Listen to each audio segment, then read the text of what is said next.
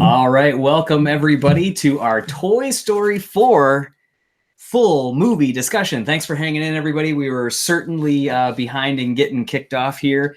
We had a couple things that we were dealing with. Again, light positions this time, moving monitors because we've changed our desk position a little bit. Yeah. And then we actually had Giovanni, who many of you know, that's been on some of these hangouts before, that said that he might be able to jump in late. So he might be popping in and joining us. But the really cool thing is first off, I'll say thank you again to everybody that's waiting in the chat. Hello, everybody. Hello, Jeff and Kevin and Mr. Disney fan, Fernando Gomez, Itzy Wolf. Hey, we got Pete in here. We got Laura in here, Pixar super fan, Woody fan 06. Hey, everybody. So this is great. I'm glad we got a good group that's ready to talk about this film.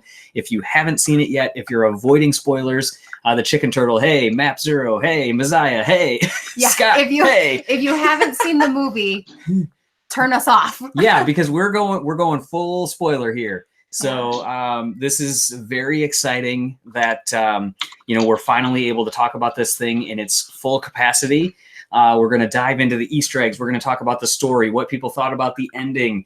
We're going to talk about a lot. Hey, Liam, and then Cheetah Wolves. Yeah. Cheetah Wov. Okay, so we're joined by a special guest, possibly Giovanni, who might be joining us as well. But our other special guest is none other than Mr. Marco, who owns the Pizza Planet truck. So say, hey, Marco, and tell people about the truck if they don't happen to know, and where they can find out some information, just so people know who we're talking with. Yeah, hi. It's we've been at this about 8 years, just a fun project where we made a working replica of the Pizza Planet truck. I've been touring around mostly California. We just got back from New York.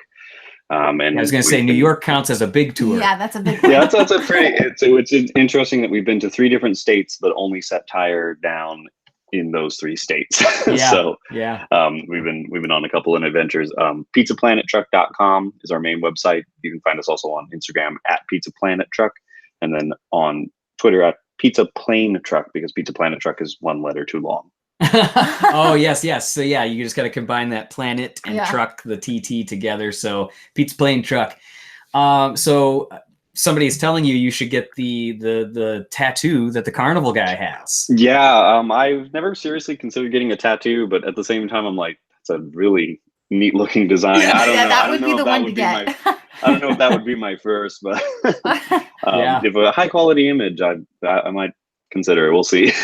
Ooh, that's a video. If you want to put that, if you want to put that out there, we can get you the high quality. We can get you the art. Danny Arriaga did the art, and so it's out there. It exists. So yeah, and so Toy Story 4 fan is saying I didn't see the Pizza Planet truck. Well, we're going to talk about where you can see it. So let's see. And then also, what else was one more thing? People said, Mr. Petey Dispost is wearing the Al's Toy Barn shirt as well. So glad to have a friend in the Al's world. So, well, yes, welcome, Marco. Obviously, people can find out more information on where you're going. Do you have anything coming up or anything like that? The next big event we have is we're going to be in the July 4th parade for Huntington Beach. That'll awesome. Be on July 4th, yeah. And right now we're just kind of like laying low. We're hoping to hear back on a few more events, Comic-Con time, and later in August and whatnot. Nice. I like it. So what do you say? You want to dive in here and start talking about Toy Story 4? Yes. I think we're ready. So let's start out by just talking. I asked people in the chat ahead of time, what they were thinking. Ashley's coming in. So yes, coming in from someone with a Luxo Jr. tattoo, you should do it. But as far as for the ratings in the chat, we were asking people, what are your thoughts, on a scale of 1 to 10? And we heard that, it's basically within that 8.5 to 10 range. We even had an 11 out of 10. So people are really liking it. I like hearing that people are obviously engaging with it, because this is one of those movies that, again, when it was announced, just about everybody, and there's Giovanni, we'll get to him in a second. Hey-o. But yeah, we were talking with everybody, and they're saying like how much they didn't want a Toy Story 4. It's going to be crazy to have a Toy Story 4. Why are they doing this? They're going to ruin everything. So now to hear these 8.5s to 10s or 11s is just such a cool way to like wrap all this up. We kind of said the same thing. What was the other movie that we were talking about this on? Like, nobody wanted it, but all of a sudden everybody loves it. Like, people were worried about Coco. Yeah, it was the whole Coco discussion about people saying, like, oh, they're trying to, they're going to be a mockery of the holiday or the celebration and all these other things. And it turned out to be everybody loved it. Right. So it's so great when it turns itself into something positive and people can be behind it. Because obviously the Rotten Tomatoes ratings, so from a critic standpoint, it's 98% favorable. So that's obviously a fresh rating at 299 critics. And then a 95% audience score with their new and updated verified ratings. So it's only if they've verified that you've purchased the tickets through Fandango that you're able to rate this. So that's a 95% for those people, not just anybody can rate this. So that's cool. Yeah. So it's definitely well received. So Giovanni, since you happen to jump in, Hey there. what do you give it on a 1 to 10? 1 to 10, 10 out of 10. I know it's like every time we do this, we're always like, I love this. But honestly, it was really a film I just have had so much fun with. Haven't had this much fun in a really long time, just from beginning to end. Really just like how much I've laughed at a film in a long time. And just really satisfied with the whole thing. I really couldn't see it going a different way at this point after viewing it. So yeah, I really did love it a lot. So that's awesome. That's awesome. Yeah. Marco, what did you think out of 1 to 10-ish range? Oh, I loved it. I was part of the camp that was a little apprehensive about it at first. Oh, absolutely. And but at the same time, I was very much with like Toy Story 3, where it was like, well, they're not going to go forward unless they have something to tell, a story to tell, and they had a story to tell. Yeah. Yeah, for sure. And we gave it on our non-spoilers. So Itzy Wolf was saying, like, hey, I just got done watching the non-spoiler review, so it's really cool that he's going right from that to this. So we'll try. I, in fact, wrote my notes to try to not cover too many of the same topics. Of course, there's going to be some overlap. Yeah, so he just got done saying that. And in that, I think we had said it was like an 8.5. Yeah, I said it was an 8.5, and now with mine's a 9.5 after seeing it a couple more times. Right. I feel like I'm at a 9 at this point. It definitely goes up because you start to see all those extra things. We have Toy Story Fan 4 that just basically said that this is the first time they may have ever cried in a movie, which is huge. Wow. Jordan Ford, what did I miss? You missed everything. We got done with the whole thing already. We're wrapping up. Bye, everyone. All right. And then other people are talking about seeing it in 3D. Did anybody see it in 3D yet, as far as on this panel, or even in the chat if other people did? Did you guys see it in 3D? No. Yeah. Standard 2D. Yeah, we saw it standard as well. We saw it today in IMAX. So we wanted to get that feeling. I'm going to see it again in EMAX, which is probably tomorrow, which is the even bigger than IMAX screen. And then I'm going to see it in 3D as well, because you got to see the range to get all these things to be able to fully analyze them, right? Yeah, that's what you do. That's right. So yes, if you're just joining us now, I see a couple more people have popped in. This is a spoiler review. Let's dive in and start getting there. So the first question I want to start with, people in the chat can write a response. I'm going to ask Julie this first, and then we can see what anybody else thinks. Is this the final Toy Story? You know what? Everybody got that sense when you started hearing Tim Allen and Tom Hanks talk about how hard these final lines were. When I was in the session at Pixar, Josh Cooley was talking about how much Tom Hanks was saying it meant to him and all these other things. I'm like, why would he talk about how much it means to him and his family over these 30 years unless it was feeling like it was the final one? But what do you think? You know what? I think it might be, but I hope that it's not the end of the Toy Story gang. Like, I still hope we see like Toy Story tunes, maybe like just Bonnie's room toys, which is now Buzz and Jessie. And then I hope we see Toy Story tunes, which follows the new characters, the traveling, Carney gang, which is now, Buzz or Woody and Bo Peep and Duke. I hope we still see something. I don't know. I think it's too early to tell. So here's the problem. So in the chat, I'm seeing a lot of people saying that, yes, no, yes, no, yes, no, no, yes, no. I mean, there's no definitive other people are saying I think there's going to be TV specials, tunes on Disney Plus. But here's the problem. Well, we know Forky's going to have like a little thing. We know Bo Peep's going to have something. Right. So it's not the end. But here's the problem. The problem becomes, if you're going to show Bonnie's room now, isn't it just going to be too weird? Like, Giovanni, what do you think if you see Buzz and all the rest of the gang, but no Woody? Yeah, it really would be interesting going forward, just not having, just Buzz and Woody together anymore. Like, there's clearly something missing. Either side, even if you just show Woody and Bo's side, you're missing the rest of the gang. But yeah, Bonnie's room would feel completely different without Woody there going forward. It would definitely be something hard to adjust to, for sure.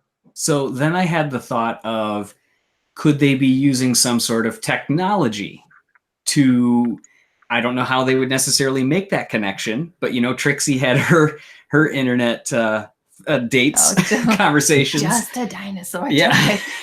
But is there some way, would that be too cheesy if all of a sudden now you're patching? I wouldn't like that. Hey, I'm saying it came up as a thought. I'm not saying it's a good idea, but are they going to use some type of technology? Marco, do you think they're going to go that route at all? Do you think they're going to touch on all of a sudden, like Buzz is FaceTiming with Woody?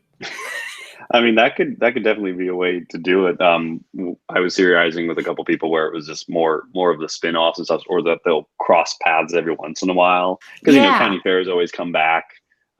But at the same time, that would be cool if the fair was back in town and they could hitch up with it and everybody could somehow get there again. Mm-hmm. But it'd be interesting. Yeah. But here's the question though, Marco: do you want another one? I think at this point, I don't think I want to see another feature film, but I definitely think that they have more than enough characters to do a lot of spin-offs or little shorts and specials and whatnot. Because it's I was satisfied with that almost post Toy Story 3 when they were doing the holiday specials and the Toy Story tunes and stuff. Right. I think there's a lot of opportunity for just literally just Duke Kaboom the series. It's just Yeah, I mean, literally, we've only heard good things about every one of the new characters. I don't think anybody has said anything bad. No. About all of them. They were all great. Not that they were just all amazing. So yeah, you could do so much with those new characters. Say that again. Giovanni was just saying you could do so much with those new characters. Absolutely, I totally agree. That's why we're getting the Forky asks a question and Bo's lamp life. Because they're going to hopefully expand on a little bit more of that. But lamp life, how is it? Is it going to be back in Molly's room? Because that kind of leads me to believe she might be back there. I mean, obviously that's not what we're here to talk about, but it makes me think all of a sudden is she back there because she's ditched the lamp? Well, I think she's just going to tell the stories and stuff that she's seen while she was on the lamp and maybe relive those, or just say her stories in the 7 years that she wasn't on the lamp. Right. Oh yeah, that could be too. So other people are saying leave it on a high. Don't do anything else. Well, honestly, while I could watch these characters forever, and when the fourth film was announced, I was totally for it because I was just excited to see everybody again. I feel like they could go on and make, like you guys are saying, shorts and the TV specials. I feel like when I talk to some folks, they've never even seen some of the TV specials, and I just tell them you guys are missing out. And I feel if people saw them, they would be totally okay continuing the story on that way. So I feel I feel like if there's a time to end the films, it's definitely this one. With the story route they did, I feel like going forward, spin-offs and specials is definitely the route. Okay, so a question that comes up with every sequel is, what about the old characters? We heard that with Cars 2, that they didn't show enough of the Radiator Springs gang. I'm seeing comments in here that they wanted more. Itzy Wolf and Scott Sullivan saying they wanted more of the old gang. But what do you guys think about that? So Julie, actually, do you think we had enough of the old gang in this one, or were you left wanting more? I wasn't. And there's a moment with the old gang and the other toys that I thought that the Toy Story 4 team did a wonderful job with, which we'll get to. One of the ending scenes. Okay. All right. Okay. Feel free. I'll just talk go about for it. So I loved that the team, the Toy Story 4 team, decided to, when Woody was going to go with Bo, that it was Andy's original toys that all hugged him, and that Bonnie's toys stood back and didn't give him a hug. I thought that stuck out to me, and I thought that was very well done. It's not that they didn't like him, but they weren't like they've been with him for the longest, you know. I that just stuck out. I didn't even think about that, so that's cool. I like that. That stuck out to me, and I just thought that was very well done, because I feel like that was like a real moment to me. Yeah. So it sounds like well, I guess one of the questions that's coming up here that Liam is asking is, why this way? Why separate? So let's just talk about, we're talking about the old gang for a second, but then let's talk about the ending, because that's really where kind of the old gang, because you were talking about that, kind of comes in too. Why not have Bo Peep go back with the gang, and then maybe they could go off and do these other adventures some other way? Well, no, because they want to move forward, and that's, I think, moving backwards. I agree. But what about the ending? Because my first reaction when I walk out of the theater, and I'm seeing other people saying this in the chat as well. Oh, sorry. Watch out. Is if I'll even say, Scott said, if you're a true Toy Story fan, why would you want this ending? Why do you want to see the gang separated? And my first initial reaction when I watched the movie, when we left, is I said, but why? I liked it. Yeah. I cried. I appreciate Woody's evolution, but why? Because now, yes, I had emotions, but now I feel sad that the gang isn't together anymore. That's real life. That's how real life happens. People go away to school. Somebody moves out of the state. Something does that. But do I want real life in a movie? Yeah, but then when that person moves away, they meet new friends, and doesn't mean that you're still not friends with that other person. Very true. Yeah. So you meet. I mean, Giovanni, you moved to California. Yeah, I made the We're jump. still friends. Exactly. Yeah, we're still friends through communication and whatnot. So yeah, it's totally possible. Marco, we've hung out. We've ridden on your truck. We're still friends. You're 1,000 miles away. Yeah. So, but how do you think, overall, I mean, it sounds like you guys are pleased with it, but is there anything, Marco, that you would change with the ending? Do you feel like it was a good or bad thing to take Woody away from the gang? I don't think it was inevitable, but I think it's a good evolution of his character. I think the whole crisis he has, and that's all he has, is to help. And it's not that no one wants his help. It's just everyone's okay. He doesn't need to tend to them. He can do his own thing. I think I think it was a good theme, in that there were a lot of people talking about how the overall theme of the movie was just you have to let go of the past, and the things aren't always going to be the same, as they were. Yeah. And it's a good growth. I was talking with somebody about how this movie is essentially, some people are kind of pointing out there's a similar theme of a new toy coming in that's a favorite, and it's Woody reacting in a more positive way, a more supportive way, and it's interesting to see that character grow like that. Yeah. So I'll go. Were you going to say something, Gio? No, it's just that's a great point right there, just to show how he's come almost completely 360 from his original character. That's totally so much growth. It's a great contrast. Yeah. So where I was going to go with this is, after I said why so many times, and I had to gather my thoughts, and especially upon the second, this is where it really came in, where I became totally okay with it, is when I watched the Toy Story marathon. So I'm sitting in a theater for 8.5 hours. You're watching Toy Story 1 to 4 back to back. So I got to really see the evolution of the story. Everybody that saw it, it's not like it was me, but I mean, I got to witness it. And that's when I became okay with it, because of a couple things. So hopefully, maybe some of these comments will help some of the people that feel maybe it could have been a different or a better ending. Because I now fully agree with it because of a couple different things. So first off, yes, we know that Woody was against it in the first one. The second one, he is about to go away why would Woody and Buzz ever separate? But in the second one, he was going to go off to the Kanishi Toy Museum in Japan. So we already had that, but all of a sudden it's because his mind changed so quickly that all of a sudden we were like okay with it. Yeah. And it didn't. It's in the middle of the movie, so we accepted that there's got to be something else that's going to happen and come along here. You know, it's like nearish the end. Mm-hmm. But they were going to separate there. Then in the third one, they're at Sunnyside, and all of a sudden Woody's like, "I'm going back to Andy, guys. Let's go." And he's like, "No." And then so he doesn't even give a proper goodbye. He literally turns around and walks away. Bullseye's the only one that's sad that comes over to him and is like, Mm-hmm. you know, like whimpering like a dog. So we were about to witness them separate again. So for people that say this is so against Woody's official like being and he's all loyal and why go against his loyalty and everything, we were talking about that on one of these hangouts. It finally hit me that I think it's because we've been seeing it little by little as time has gone on through the second film, through the third film.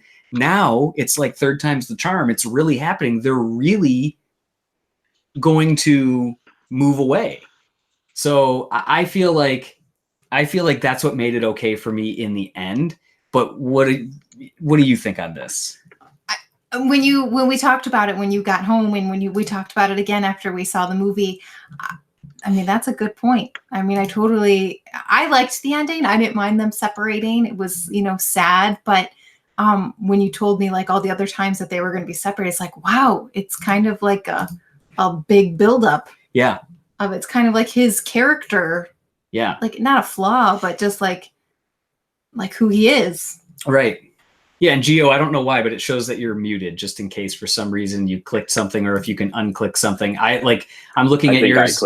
I clicked something. I think I'm trying to get the audio all synced up. That might have Oh, okay. Oh, yeah, guys. No, it's totally cool. I was trying to unclick it myself, but it wouldn't let me. Yeah. So I'm glad you were able to. Oh, okay, so now yeah. you can we'll make sure you're good and back into this. But yeah, I mean, like, so yeah, so you're kind of like, oh yeah, it does kind of like do that. I mean, does anybody else, like, Gio, what do you think about that? Like, did you think about that already? Like, as far as like them, like already having these pre-split ups?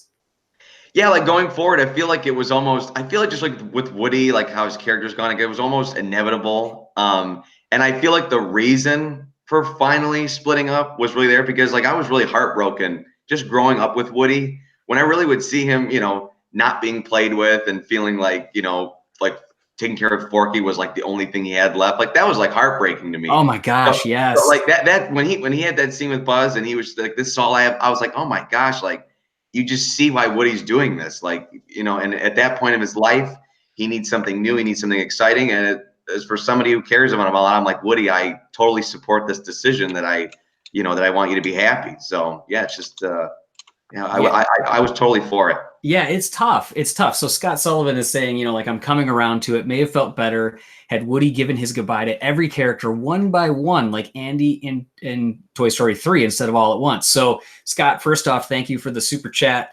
donation there. We appreciate it. But the thing I'll say to that is I had that feeling too. So you and I were definitely on the same page with this when we walked out of the first screening. I'm like, he doesn't even get to properly say goodbye. He basically only gets an emotional hug from Buzz. The rest of them just celebrate, and all of a sudden he's gone. But I feel like that was almost also better that the awning was moving back, and it was just like, okay, quick, it's got to be quick. Well, okay, like it would have been more. Yeah, so that's where I had to talk myself off the ledge, though, because again, I was on the same page. Because the last line really gets you.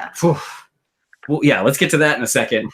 But that's where I was because I had to come to grips that, well, they couldn't have done that goodbye. They had to make a forced decision because all of a sudden Buzz is like, Forky. And then all of a sudden they're like, the awning. And they have to all of a sudden make this quick call. Like maybe there could have been in a different scenario, a different decision. But in this instance, it's one of those, you got to decide. It's a now or never moment. And I think again, this is where I kind of rationalize this in my head, and I'm doing a ton of talking on this one because I really thought about this. But this is where I think it's like Woody needed that push because he's tried to leave a couple other times and he comes back. He's tried to take care of Forky. He needed somebody to be like, you got to end this. Mm-hmm. You got to do it now. And I think the physicality of having the awning separate them is what he physically needed. Mm-hmm. So Yeah, and I feel like that if they had done that scene again, saying goodbye individually again, I feel like we would have been retreading a lot because we really have that scene already, beautifully done in Toy Story 3. And I got even a different sort of emotion just seeing the toys hug each other at that quick part where they had to separate really quickly. It was almost just this different sort of tears that started came out after seeing that sort of goodbye compared to the one that they had in Toy Story 3. Yeah. I have a question for everybody. Okay, we're ready. I want to know everybody's favorite scene. Oh, dear Julie. One. Okay, now one scene. Oh, that's rough. Or just one that's like one of your top 3, but pick one scene from the film and tell me why it's your favorite. Because I have one and it's like I can't stop thinking about it. Okay, well, yeah. So build that up for a second, and I'm gonna say, because here's the hard part that I'm having with this. I mean, I have 3. That are my favorite. But pick one. But here's where I'm having a hard time because I have some that are visually I love the best. That's where my other 2 some are visually. Some are story, some are emotional. So what? I guess mine are all visual ones. All right, that's cool. Good. That's cool. So, all right. So, Marco, start us off with this. Did you have one particular scene that really stood out to you, and you either liked visually or story wise or something like that? We've got some people in the chat saying Plush Rush. We will get into that. Yeah, but unless that's your favorite, so yeah. I would say like visually, like just the opening was ridiculously stunning in its realism. I think the once they get to the top of the shelf in the antique shop with all the lamps and stuff, that was, you're sitting there just going, all right, they're just having fun with the with the background as much as they can make all the lights bloom and whatnot. Yeah. But emotionally, gosh. I love that you went for the visual stuff. Yeah, I'll have to stew on the emotional for a moment because I'm like fine. Still it could just processing. It could just be anything else story wise. But Gio, what are your thoughts? And then we'll go to Julie. I was trying to rattle this as quickly as I could. Like, all right. Well, we'll give you a quick pause to think about it. So the chicken turtle, we're going to come back to the peas in a pod. He wants to talk about the peas in a pod, but he also says the final line, to infinity and beyond. Like, that is a wonderful way to end. Like, if you're talking about an ending, do you get a better ending than that? No. For this film? No. Like, I don't think so. Yeah, I absolutely loved it. Other people are saying the flashback in the beginning. Yeah, absolutely. The Plush Rush. Who was it that said? So Kevin, the one in the credits with Ducky and Bunny with the laser eyes, and they ask him if he really has laser eyes, and whoa. That's like the total like Bill and Ted throwback. I love it. Now that scene, our 5-year-old son Leo terrified more than Benson. Yes. Oh, Benson he's okay with now after seeing it a few times, but every time Ducky and Bunny came on, I mean today when we're seeing it in IMAX, he's holding his popcorn and he's like, cover my eyes. Yeah, she literally covered his eyes. Cover his eyes. He does not like that. And then he questions because he thinks all of his toys come to life, and he has a Ducky and a Bunny, and he's like, but they told Duke Kaboom that their eyes are lasers, and I'm like, no, honey, they were just pretending that they're lasers. And he was just very concerned that his Ducky and Bunny were going to come to life and get giant size. With giant lasers. rampage. He did not like that. Oh, I mean, he couldn't even close his own eyes. Like, he needed me to cover him. Yeah. So okay. So Woody and Bo being played with, Jordan says, but what are yours? Okay. So you can say a couple. It's cool. Okay. So my number 3. Yes. My number 3 is Bo Peep and Woody at the end. At the end. Okay. When she hugs him, realizing that he's going to stay. Because that was the first time she hugged him. Yes. When they first tumbled and like met each other, she kind of held him off, and he was like, okay, we're not hugging. Yeah. So and then he hugged her at one point. Yeah. Without her like consent. and then she finally hugged him at the end after he fully came around. Yeah. So that was number 3. Number 2 is when Woody is laying on the ground in the first opening sequence in the rain right before Andy picks him up. Whew, okay. That is gorgeous. Yep. Absolutely stunning, beautiful, love it. Yeah. It totally had me thinking of the good umbrella. The good umbrella. The blue umbrella. It's a new one. Yeah. But my all-time favorite scene, and it's amazing. It's when Forky and Woody are put into Gabby's stroller, and Benson is pushing them, Oof. and all you see. So you're from like Gabby's point of view. Yeah, he's out of focus. He's out of focus, and they're going like this, and then shortly after, within that scene, the other dummies come with the music. So if they're like sharks around a prey, and the camera's up. I honestly want to know who storyboarded that. That is like my favorite scene in any pit. Like I don't know why I like it. It's like weird. I don't even like scary movies, and it had total scary movie vibes. Yeah. It's genius. I loved it. I told you the first time we saw it. Yep. It is amazing. I love it. It's my favorite scene. Yeah.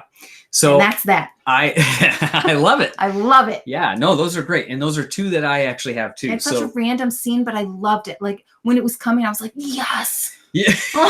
Yes, I was excited to see anything with Benson again. I loved watching them like up top on the cabinets, like doing their monitoring. I was like, this is like the monkey in Toy Story 3 doing the monitoring.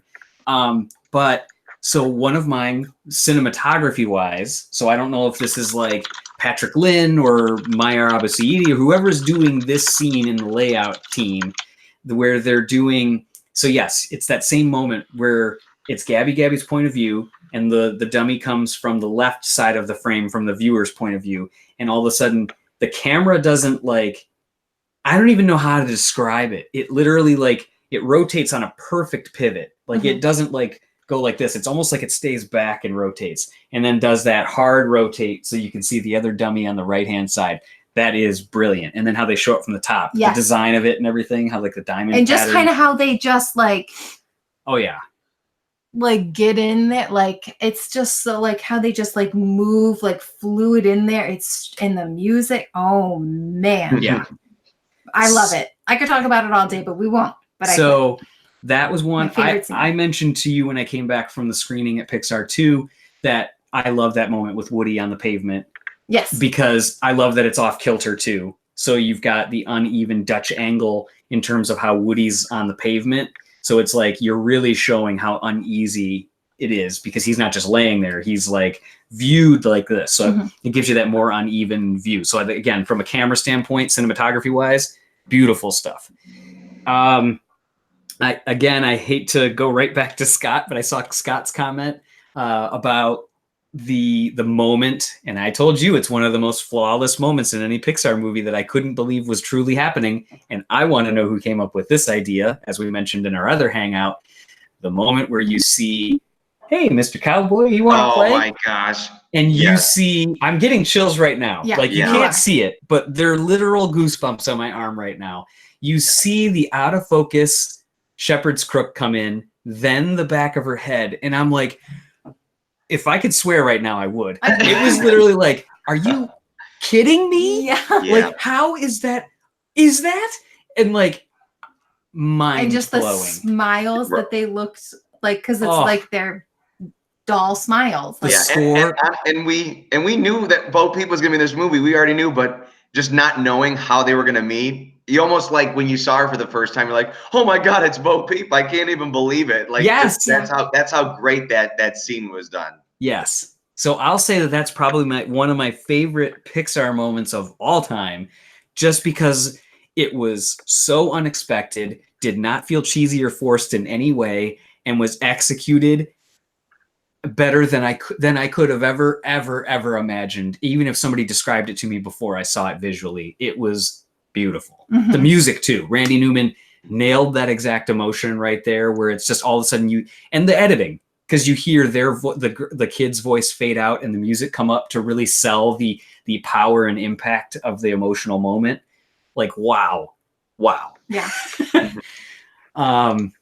So Giovanni, have you thought of yours? You guys have hit a lot of good ones. That one, the Bo Peep and Woody one, that was one I had thought of. So I guess if there's one we haven't discussed, I think a scene I just really enjoyed, even humor-wise, it was just was definitely the end of the film where the rest of the toys are trying to stop the RV. I thought, to me, that whole scene was classic Toy Story in a nutshell. Just the toys working together and just Buzz using Mrs. Potato Head's ears like a walkie-talkie. Like it just I all love felt that. like it was just all so like, yes, this is Toy Story, or this is just the toys. And Buttercup just cracking me up with that line that they had built up throughout the film about Dad. Oh, we get Dad to go to jail. Just as it's just a fun little throwaway gag line, and just having it pay off. Like, oh man, it was just yeah. yeah. So Ashley Gettings is chiming in. Dad's totally going to jail. Okay. Yeah. That was like one of the biggest laughs that we Oh, had. for Yeah. sure. Yes. Yeah. Yeah. And talk about long buildups. Let's talk about Plush Rush, because the Plush Yeah. Rush they showed in that clip trailer is not the one that was the Plush Rush in the film. Yeah. And that's genius, because we love a long buildup, Yes. Yes. Long play jokes. long play jokes. I love the fact that they even came back to Gabby, and she's like, "Where is this going?" That was so. It wasn't to Gabby, it was to Giggle. Oh, that's what I meant. Yeah, that it goes giggle. Yeah, so I love that it even came back and they gave the pause there of like, "Where is this going?" And they're like, like that is so like to me.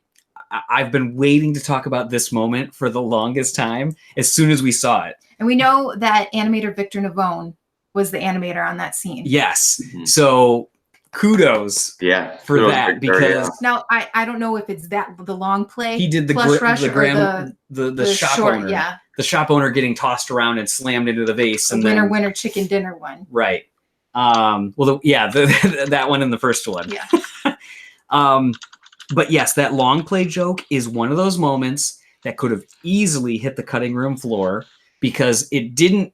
I mean, it served the purpose of showing how goofy and hilarious they are, Yeah. but it could have easily hit the cutting room floor. It's the same vibe to me as the Inside Out moment with the, what am I trying to think of again? I always forget this all of a sudden, where they go in the eraser, where they're like, "We're going 2D." Like- Yeah. Oh, the Abstract thought. Yeah. Absent thought. Yeah, Abstract thought. abstract thought. Yeah. Absent thought. That's what I had as an absent thought. But yes, abstract thought. Like, it's one of those things that it could have been cut. It didn't have to be there, but I love that it was there. Long play joke really sells how crazy those two dudes are, Yes. Ducky and Bunny. And absolutely, when I was talking to people in the theater, because of course afterwards I'm like, "What'd you think?" And I was telling everybody around when I saw like the marathon and the first screen, I'm like, "Stick around. There's something after the credits. Like, be here." And it's like everybody said, like, Ducky and Bunny ended up being their personal favorites. That was around me. Now afterwards, I heard people saying like Forky or things like that too. But Ducky and Bunny were the favorite of like probably the people that are aroundish, our age. But another long play joke, you mentioned the credits, is Combat Carl Ice version. Ice Attack. Ice Attack. Yeah, Combat a lot of you. In case you don't know, it's Ice Attack. Combat Carl is the white one, and Volcano Attack is the orangish red one. So yeah, that is another brilliant long play joke. And I love it ends right. Yes, The the big- high five cuts to black. Yeah. Yes, that great editing, and he finally gets it. Now, I should also say, you mentioned like Victor Navone, and we've talked about a couple other people, but the that moment of the high five getting missed was boarded by Carrie Hobson. I've told Giovanni about her before. You guys need to find Carrie Hobson and follow her. She's doing some amazing work on the story team, and that was evidently her idea that he would always get left out of that. I found that out when talking to some of the folks at the studio, and I told her, I mentioned this on the podcast, how much I loved that part. And she was like, "Oh, thanks. That's so cool." But yeah, like she literally like nailed that. That is such a cool joke. Cause every time you hear somebody go, "Oh," Yeah, you'd be like, "Oh." Like people are like, "Oh, he didn't get his high five." Yeah. Always left hanging, even with Woody. "Way to beat the odds, soldier." Yeah. And then Oh, there was a grandpa sitting with his grandson next to me today, and he was cracking up, really dying. especially with the missed high fives today. Yeah. Yeah. It sounds like another moment that people are talking about. Yeah. Okay. So Messiah is saying DANGER, shortcut. Yeah. So something else that people are talking about, Liam is mentioning bo. Oh gosh, that part was great too. It was just like that part with them going Bo, like the next time where you're gonna be like, how long are they gonna do this for? you just start going, oh, and I was like, what? Wait, where are we going with this now?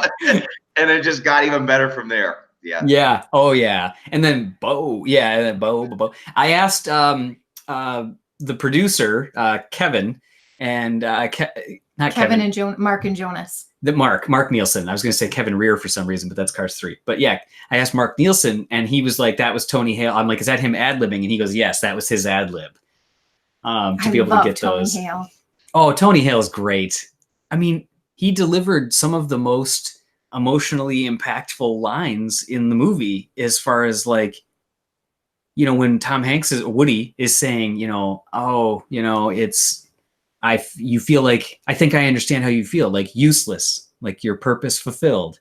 Like, it's just like the way he delivered that was like, that's another one of those chills moments where it's like, oh my gosh, it just hits the nail on the head. But you get some like, he's so silly, and you get some like Gary vibes from Veep, like when he's brushing Gabby's hair, like would he be taking care of Selena, right? From Veep. But yeah. I love Tony. Well, I love the fact that he's brushing her hair with, like, he's just basically poking at her. Such pretty hair. He's not doing it right. But our son has been, he just walks around going bow, bow, bow, bow, bow, bow. He fell asleep tonight. I could hear him in his room, which is on the opposite side of this wall, just going bow, bow, bow, bow, bow, bow. So that's definitely his favorite part. I would say little younger children for sure were all about Forky, which they should be, because he's a brilliant character that they brought to life. And so Leo's seen it twice now, and there's still 2 parts that he jumps like out of his seat in. Yeah. So did you guys jump at the parts that you were supposed to like jump? I think so. Yeah. You had the jump scare when like Benson all of a sudden is like, where he falls down, and then when Forky comes to life. Yeah. Oh, well, yeah, that one I didn't jump at. I only jumped with like the Benson moments. And surprisingly, when they're like, where is Woody? And all of a sudden, what about Buzz? And then poof, Buzz is up on the side of the trailer again. I'm like, oh gosh. So when I saw it in Dolby, and it's the part when they're like being chased through the shop, and there's like a sound of Benson in the back, and I don't know if they just had the speaker cranked up in the back of the theater, but I like thought like someone fell over behind me. I was like, what? Luke is saying his sister screamed every Benson jump scare. Yep. Yeah. Because like the first time he saw it, Leo literally threw popcorn all over himself. He was holding his tray of popcorn and jumped. And today, when it happened, he was holding a Slurpee, so I made sure I was holding it. Yeah, we knew it was coming, so she grabbed it to hold it, so it wouldn't jump. All right, I want to talk about Gabby and the resolution of her character and her involvement in Woody and his ultimate decision. Yeah, because I'm with you on this one. So I still don't know how I truly should feel about Gabby. I have very mixed emotions, but I want to hear Marco's thoughts first. What do you think about Gabby here? And anybody in the chat, feel free to chime in as well. I'm glad that it wasn't a villain in the shadows the whole time. It just, her presence, it was immediately made that you're like, this is not someone that you should trust all the way. Yes. But I think that they took her down a darker path, but it wasn't one that she couldn't be redeemed from. I think that was a good angle. I know that there's a little bit of criticism about like the change yourself to be liked theme with her. Oh, and I didn't even think of that, but that's actually a good one. And I think like the original lesson of just like your original, it's kind of like that Monsters University theme where it's like what you think you're meant for is not what you're always going to end up doing. Yeah. And so there, I feel like recently, probably the past like five years of Pixar films, they've been really not leaning into, but that's been kind of a recurring theme where I think it's just like what your destiny isn't exactly something that exists, and you just have to find what you're. Marco for the deep thoughts. Sorry. So I'll throw my thoughts in here. I'm saying, like, other people are saying I loved her. Woody should have told Gabby that Bonnie would like her with or without the voice box. To Liam saying that. But okay. So here's what I'm not sure of. And here's why I still am like, yes, I feel horrible for her, and I'll explain why too. But here's why I'm like, because she manipulated Woody and Forky to get what she wanted, and that's just not cool. Because essentially, by manipulating Forky, you're manipulating a child. He doesn't know anything. He's innocent. He's 2 days old, and she's like, "Tell me everything about our friend Woody," and it's like, "Ooh, you just wretched woman." Like, it's just taking advantage of him. And then like the whole thing of like, I mean, yes, I feel sad for her. The part where she's like, again, brilliant cinematography, whoever laid this out and went for it. The part where she's doing tea time with Harmony. Yes. That's a great way to not only get the story across, because we get to see her book, but we also get to see and feel how badly she wants this. And I loved it. I love that you can see her reflection inside the glass as if she was sitting next to Harmony. So therefore you're like, okay, they are kind of gonna get together.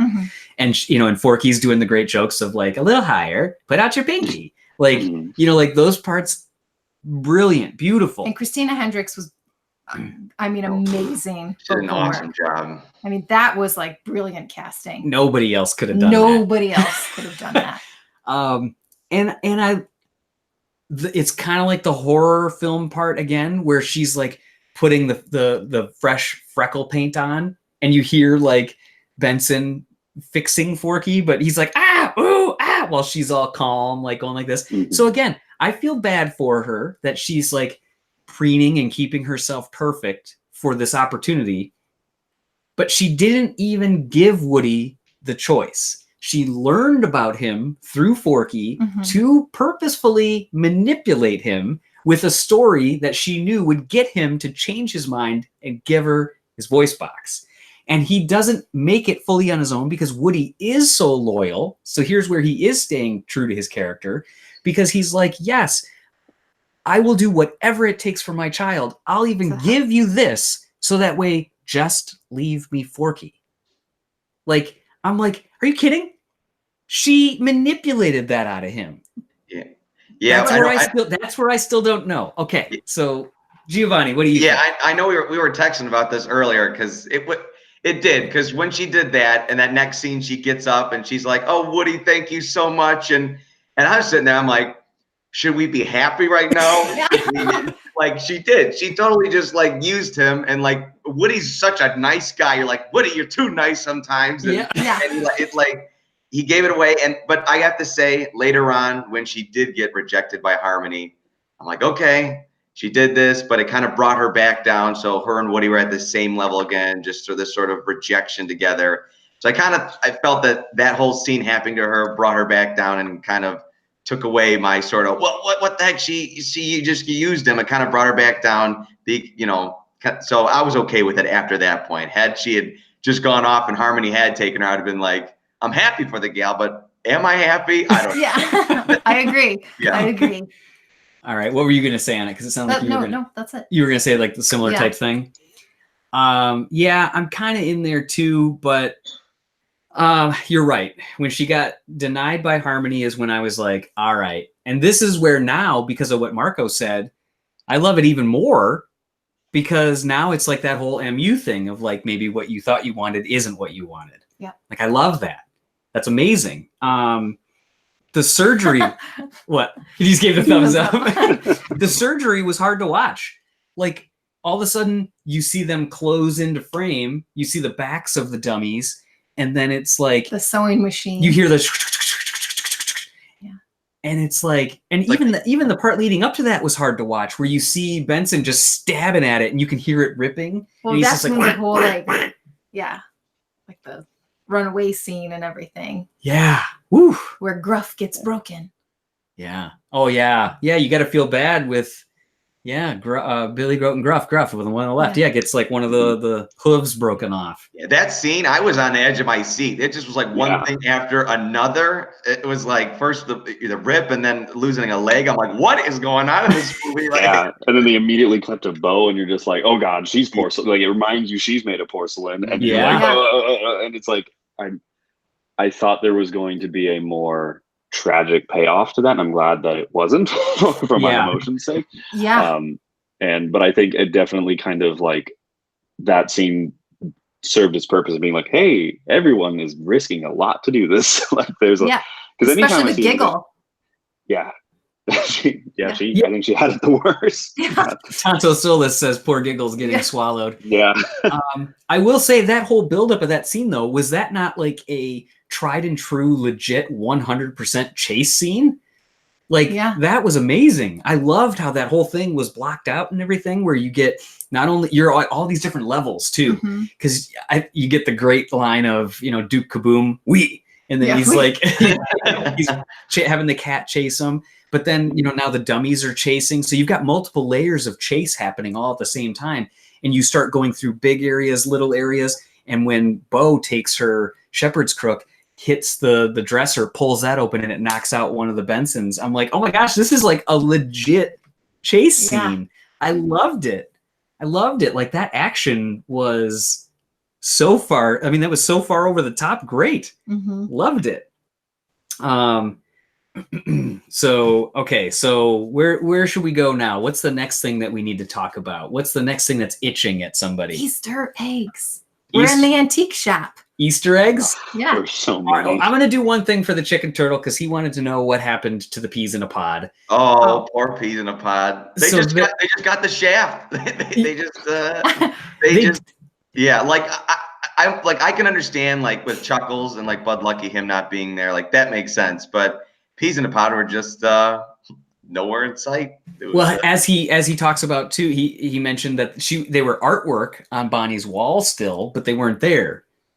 So yeah, I don't know. They just weren't played with. Yeah, they were on the other side of her bed. Yeah. And like you said, Chuckles, like, there's just that, but again, the voice actor, I kind of get that. So yeah, there was a couple, like people, in fact, somebody messaged us, they're like, was Bullseye there? I'm like, yeah, Bullseye was there because he gave Woody like big licks on his face when they were at the end. But yeah, I guess they didn't all make it. Too, because the peas, they sell, man. They are a popular plush. They're still there. They still have piles of them at the Disney store. Every year in multiple sizes. You guys would know. Yeah. Yeah. Oh yeah, and so people are saying Totoro. Totoro had licensing issues, evidently. I don't know. So that's just what Well, that's right, because he was one of Bonnie's toys. Yeah. But with peas, though, I guess I was like looking it up after. Peas haven't been. They weren't even in. They weren't in anything besides Hawaiian Vacation. That was the last time they've been seen. Wow. Geo for the research. Yeah. I feel like we want to go like deep into it. It's like Peas in the Pod were kind of. Well, no, I was gonna say like of all the toys that are in Bonnie's crew, I feel like maybe they were like the glowworm. They were very like maybe she aged out, but like they squishy little thing that they're still about this big. They weren't like choking hazard, but it was very much like I don't want to say a baby toy, but they were for younger audiences. Yeah. Yeah. And Cole is asking real quick, did Bill Hader voice the guy with the Pizza Planet truck tattoo? Yes, absolutely. So okay, let's go into some Easter eggs here. So Luxo Ball, or I'll even say stylized Luxo items. Mm-hmm. So what did you guys see Pixar Ball related? So Marco, what did you see out there? I didn't spot it. I think like I was mostly like eyes on the truck. I didn't even see. I spotted a couple other things in the shop, and we can get into that later. But I didn't spot the ball. Okay, I love it. So did you spot? You spotted a couple instances. Yeah. So you said, I think on the back of one of the ride cars. Oh, not the Luxo Ball. I wasn't looking for the Luxo Ball. I other things. Okay, so the Luxo Ball, here's where I saw it. So there's obviously like the design of it on the rocket. That's where Buzz is zip tied to the backing of that thing. There's the back of one of the ride cars. Like Ferris wheel? The Ferris wheel, I think it might have been, had like the yellow strip with the blue star. Like it was very, or the red star and like a blue outline around it. So that was very much reminiscent of it. it physically in one of the tops down scenes. Oh yes, I did see the ball is on the ball is floor. there. So I think it's right when they go up to the top, and you're talking, and Marco was talking about the lights blooming Yes, up top there. I did see that. Right when they're looking down. That was Easter egg city. That like few shots right there. There was just tons in a span of like 30 seconds. I know. I wanted to be like, stop, pause, please. Yeah. Zip, zip, zip, zip, zip, zip, zip. Yeah. I didn't see this one personally, but I read in our forum that somebody had written that it's on the playing cards that the old timer's holding when he's like, "Oh, you didn't get picked again." Oh, I didn't look at the cards that. So I didn't. Yeah, I didn't see that, but I don't know if anybody else saw that one as well. Liam Lee is mentioning Billy Goat and Gruff. Obviously, that was a pretty good one where they brought it up and with the grape soda Ellie badge. Mhm. So that one was out there. Speaking of old timer holding the cards, old timer himself is an Easter egg. That was great. Tuna fish. They just need to make that toy already. All right, he was in Toy Story 4. I want a signature collection. There's so many items they could just make. Yeah, I know. They just have to make him a functioning clock, unlike the little cozy cone dude. That yes, the cozy cone should have been a radio. Yeah, and a real alarm clock, and he should be a real alarm clock for sure. And he should have the voice to wake up, like, "Get out of bed, you lazy, you lazy scumbag." I want him to insult me awake. Yeah. So he was one, but obviously that then leads to a whole bunch of other ones for Toy Story That Time Forgot and Toy Story of Terror. So yes, Aiden is saying the Battle Soars lunchbox. We had Reptilus Maximus that was like this on the lunchbox. Now I will tell you, deep cut is also the director Steve Purcell voiced Benson in the Dummies. Yes. So did you spot that in the credits or something? No, I just saw. I was looking through some of the credits and I spotted that, but I'm thinking about someone in the chat mentioned what was Forky's girlfriend's name, and my friend and I both went, I don't think they called her Knifey because it's not a good name. But we were like, who did her voice? And we're sitting there flipping through it and we're going. Was her name Karen or what? Who was Karen? No, I have. Oh yeah, Karen Beverly. Yeah, I was looking at that through the credits too. I was like, who? Yeah. So that was Melissa Villaseñor. Villaseñor, right? She voiced her, and that was like a surprise character that they were talking about during like the premiere. But who was she? Isn't that the security guard that finds the little lost girl? I think she has her name. I didn't see her name, so I don't know 100%. But I thought maybe it was the Lost Girl, but then I'm like, no, that was definitely a younger kid. Yeah, she had a name. It said like Lost Girl. It said Lost Girl in the credits, yeah. So I don't know 100% on who she was. But, okay, so I'll say this. With Reptilus on the lunchbox, when I saw that screening at Pixar in April, I swear to you, it was the full Battle Source logo. I did not see it being Reptilus. So I think they actually swapped that out, probably to make it more like a character than a logo. And it looked like he had Woody's legs. Little legs going along. Yes. And in fact, it looked like the character was walking. And I could be crazy too, but I swear in my screening, Woody did not take the lunchbox and physically move it along behind him. I swear he just like snuck out and ran. Oh. So I know there was definitely some changes. All I had to say is I really want that lunchbox. The lunchbox with Reptilus on it. Yes. Oh my! I'll take anything with Battle Soars. Yeah. And by the way, Toy Story 3 in real life is saying that's the knife. So Karen must be the knife, and that must have been Melissa Villaseñor, which would make sense because obviously she would be a secret character. Like if Melissa Villaseñor was voicing a security guard, she could just say I was a security guard. There wouldn't like I don't think that would be that secret. But if it's knifey or stabby or whatever, like that would be more of a secret character because then you would be like, oh my gosh, clearly. Couldn't they call him like Butters or something? But I can't. I can't. South Park. South Park. Spreader. No. Yeah, never mind. Trying to think of like next. Oh yeah, okay. So Karen the knife, yes. So the Ship It company is one that I'll say it's not really an Easter egg. It's just in the world, kind of like the Tri-County stuff. Ship It was the company that was like, they had like labels that were tore off in the alleyway, and that was first. I remember seeing it first in Toy Story of Terror, because that's the company that the guy is using to ship all the eBay stuff that he's selling, that they're stealing.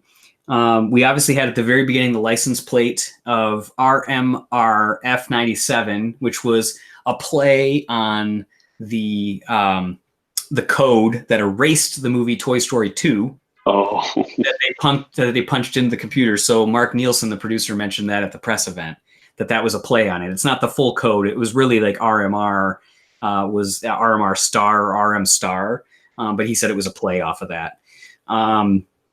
The chicken turtle is mentioning at the end Stanton Beach. Yeah. So in the Stanton Beach. Yeah, New Stanton Beach. Yeah, so that's obviously a nod to Andrew Stanton. That was in the post credits when they were post credit scene. Yep. So then Poultry Palace. So and Jeremy is saying what happened with Toy Story 2. So long story short, with Toy Story 2, they were actually working on it. They were animating, and all of a sudden in the Unix system at the studio at Pixar Studio, somebody typed in RM star enter, and that was the code to literally delete everything on the server. Everything. And so literally they started freaking out, and the IT department calls and says, unplug the computer. And they're like, I can't, the disks are spinning, it'll burn the hard drives. And they're like, well, it's deleting everything. And they said they pulled up like the character rigs, and they're watching like Woody's hat disappear. And all of a sudden, like, another character is fully gone. And so they thought they had lost months, years of work of animation. But there was Galen Sussman, the producer, was she had just had her daughter, or she had just had a child. Yeah. And she had the whole movie on her laptop at home. Yeah. Goes to show you too that you could fit that whole movie on your laptop. Back in the day. Assets and all. Yeah. That saved it. So yeah, there's a hilarious, I'm sure there's more. There's a hilarious, like, as it was told by Pixar behind the scenes, they like hand draw it. Yeah. Scenario. And that was something that it's a studio story. Yeah, studio story one. And so if you haven't seen that, go to Pixar's page, you can check it out. I actually was looking for this. Chicken Turtle also says the Chinese takeout box. Oh yeah, when they open the fridge. Yeah. So did you guys see that too? Yes. And you know what? I should go downstairs and get it. in the refrigerator, in that like long plush rush scene, is what everybody had in the 80s, and I have it downstairs because I think my mom gave it to me. But we have one of them. It's a white porcelain dish with the blue, like cornflowerly blue flowers and scroll. Everyone had it. Yeah. And I have the exact same size. We have that exact same size and everything. It's downstairs. And I meant to bring it up and be like, this was in it. Yeah. Yeah. But it's like everyone had it. Like all my friends had it. It was just like, I don't think we've ever used it. No, but Marco, for those looking, just went and he's doing his, like he was doing last time as well.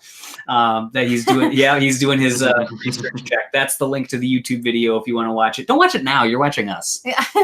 It's quick. You can watch it now. Yeah, it's actually like a minute and a half. Add to watch later queue. Yeah. Okay, so we've got Poultry Palace, which that was, you had speculated that in the last one where they had Bonnie playing outside the restaurant with like the sauce packets or the barbecue packets on Woody's feet as he was outside. And then you can see in the background the purple. And then you could see the whole Poultry Palace. Yes, at one other point. But that was a cool throwback. You can see the Monsters University pennant, except it's orange in the antique shop. It's like a burnt orange. Yep. That's a cool one. What else did you guys see in the antique shop?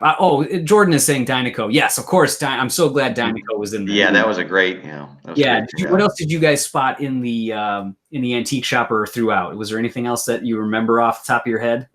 When they were climbing up the bookshelf to set up the jump, there on the left side, there's a stack of like board games. Yeah. There's one for Lifted, and then there's a Wally B book that you see in the overhead shot with just a real simple logo. And there's one of the boxes is upside down, and I'm in the theater going, just like it cut away. Yeah, we wrote them down. We got them. We got them all. So yeah, the upside down one is Ed's hand. So it's a nod to Ed It's- Catmull's Oh, casting that he did. That was the the first 3D thing that he did, where he did the tessellations and all Yeah. those other things. So yeah, that was a nice nod to Ed Catmull Yeah, so it's Lifted, Lava, Red's Dream, and then Ed's Hand. and Knick-Knack. And Knick-Knack. Yeah, and then the Wally B, we thought it was a napkin, right? Yeah, we thought it was Was that a napkin or a book?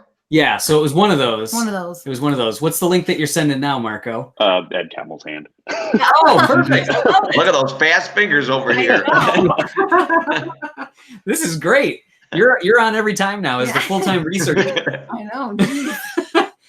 know. So Tinny. Oh, obviously people are saying Tinny. Yes, and I did see. Yeah, Cat that was good. House. I didn't see Ken. It's right before you go into the when Dragon was chasing right before they went outside, right through the curtain. It's right there on the right. Awesome. I'm with you, Toy Story 3 in real life. I saw it.